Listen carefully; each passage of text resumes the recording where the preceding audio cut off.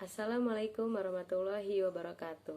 Perkenalkan, nama saya Risma Aunisa dengan NIM 1714101444.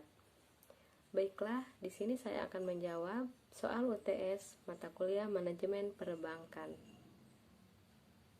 Baiklah, jawaban nomor 1 yaitu Undang-Undang Nomor 10 Tahun 1998 tentang perubahan atas Undang-Undang Nomor 7 Tahun 1992 tentang perbankan. Perbankan adalah badan usaha yang menghimpun dana dari masyarakat dalam bentuk simpanan dan menyalurkannya kepada masyarakat dalam bentuk kredit atau bentuk lain-lain dalam rangka meningkatkan taraf hidup masyarakat banyak. Selanjutnya, jawaban yang kedua yaitu peran Bank Indonesia.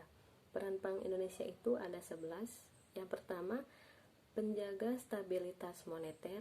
Yang kedua, pengatur dan pengawas perbankan. Yang ketiga, pengatur dan penyelenggara sistem pembayaran. Yang keempat, peneliti dan pemantau. Yang kelima, pemberi pinjaman kepada bank bermasalah. Yang keenam, membantu pembiayaan APBN melalui penerbitan surat utang negara. Yang ketujuh, pengurus rekening pemerintah di Bank Indonesia. Yang kedelapan, untuk dan atas nama pemerintah melakukan pinjaman luar negeri. Yang kesembilan, memberikan sumbang saran tentang perbankan, ekonomi, dan keuangan kepada pemerintah.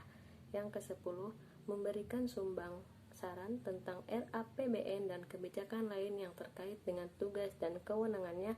Dan yang terakhir yaitu atas nama sendiri atau atas nama pemerintah melakukan kerjasama dengan bank sentral negara lain serta lembaga internasional lainnya.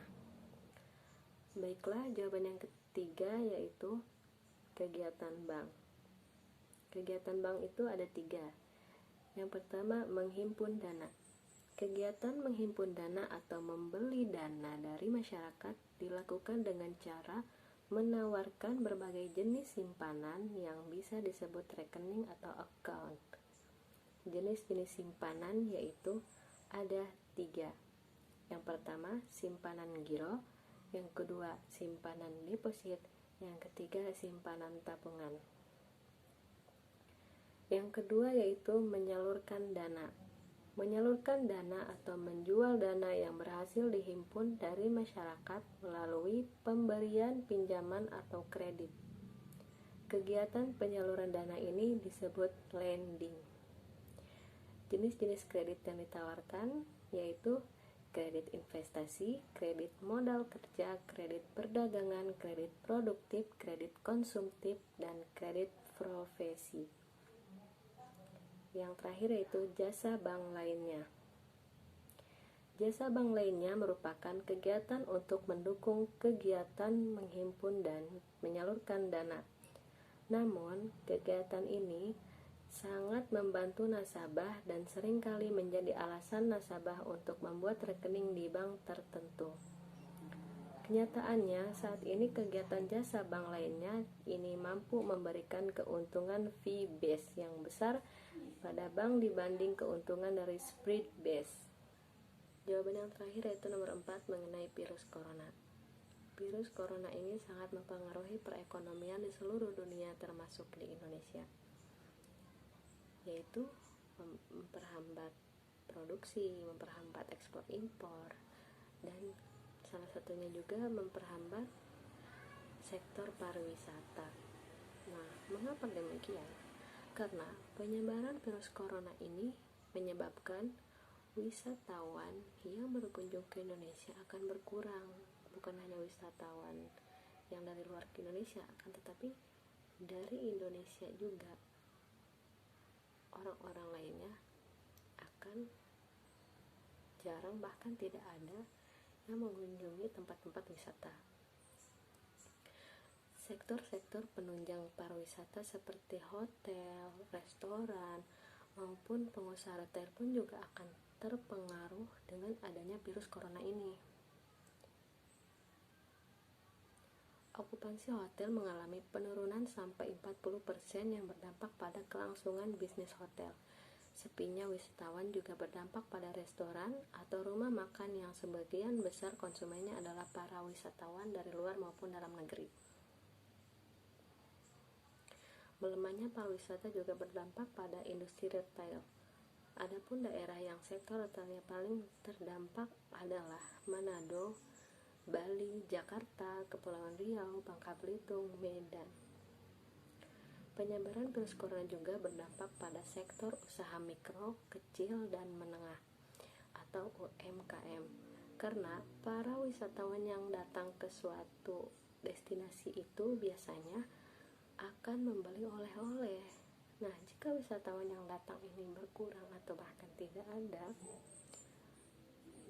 maka omset UMKM juga akan menurun. Dan yang selanjutnya itu dampak bagi perbankan, yaitu menyebabkan ketidakpastian yang sangat tinggi dan menurunkan kinerja pasar keuangan global, menekankan banyak mata uang dunia, serta memicu pembalikan modal kepada aset keuangan yang dianggap aman. Prospek pertumbuhan ekonomi dunia juga menurun akibat terganggunya rantai penawaran global, menurunnya permintaan dunia, dan melemahnya keyakinan pelaku ekonomi. Bank Indonesia memperkirakan pertumbuhan ekonomi global pada 2020 turun menjadi 2,5%, lebih rendah dari pertumbuhan ekonomi 2019 yaitu sebesar 2,9%. Dan juga proyeksi sebelumnya sebesar 3,0%. Selanjutnya yaitu mengenai virus corona. Jika kita lihat dari masyarakatnya, masyarakat itu sangat antusias sekali dalam penanganan dirinya mengenai virus corona ini. Akan tetapi pemerintah tidak sanggup memenuhi kebutuhan dasar kita, yaitu dengan langkanya hand sanitizer, disinfektan, dan juga masker di pasaran. Nah, menurut saya pemerintah ini harusnya bukan hanya berfokus kepada penanganan korban, akan tetapi harus terfokus kepada pencegahan juga. Kebijakan pemerintah yang lebih konkret dalam upaya pencegahan yang harusnya yang struktur dan merata dengan melokalisir lingkungan yang sudah mewabah dan terdampak penularan. Baik, cukup sekian dari saya, kurang dan lebihnya mohon maaf.